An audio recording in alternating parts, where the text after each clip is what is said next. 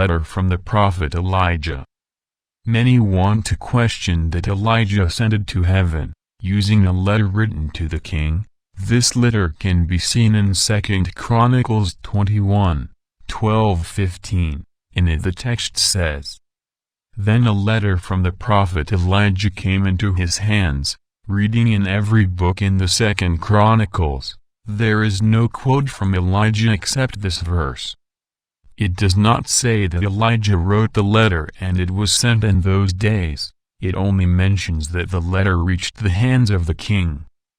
The Old Testament prophets, when they died, had their death defined in biblical reports, but in the case of Elijah this does not exist. We see that Elisha, Elijah's disciple, has his death notably defined, as we can see in the verse of the 2 Kings 13:20-21, and we still have that a corpse when falling in the tomb of Elisha, ended up resurrecting. This demonstrates biblical linearity by defining the prominent prophets, who died in the Old Testament.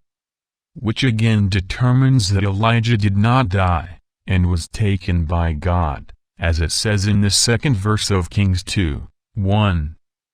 The letter sent to the king does not define the time at which it was written, and would be to violate biblical texts, to create a supposed doctrine in a letter that does not know the time, and in a book that does not quote the prophet Elias in any action.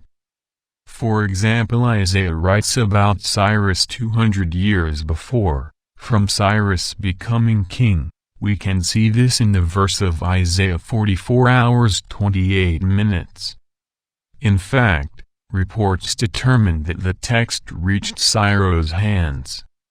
If the act of such a text reaches Cyrus' hands, it determines that whoever wrote it should have written it in those days. Then Isaiah should have been almost 300 years old. We can thus see the inconsistencies when trying to create a fact, in speculation, against the plain biblical text. In other words, we have in 2 Kings 2:11, that Elijah was taken to heaven by a chariot of fire. We have no account of Elijah's death. Elijah appears in the New Testament and is quoted in 3 Gospels, Matthew, Mark, and Luke. Having all these factors clear, using a letter that does not have the date when it was written, and supposing that Elias must have written the letter within a few days of delivery, is a totally desperate conclusion, if we base it on Cyrus 200 years before. Note that the biblical key defines 2 clear accounts of the chariot of fire in 2 Kings, and 3 accounts of Elijah's presence in the 3 Gospels. Theologically speaking, using an alleged dating from the letter of Elias, is not grounded to annul the biblical texts, because an exegesis and assumption has no strength to alter the interpretation of a text, let alone 5 texts. In hermeneutics, on the other hand, the words contained in 2 Chronicles 21:12-15, cannot describe the beginning time of writing, which also cannot cancel in hermeneutics the texts of 2 Kings 2:1, and 2 Kings 2:11.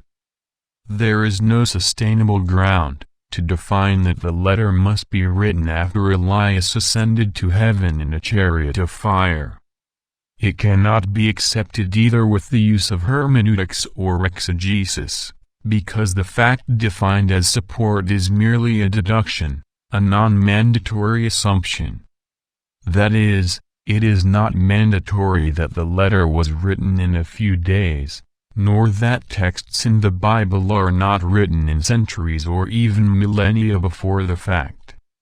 Which is normal, regarding writings of prophets, and that Elijah was a prophet. If you are looking for more content from different areas, visit the reformadorstad.com website. News and detailed content can be found with system of research and organization of text and video.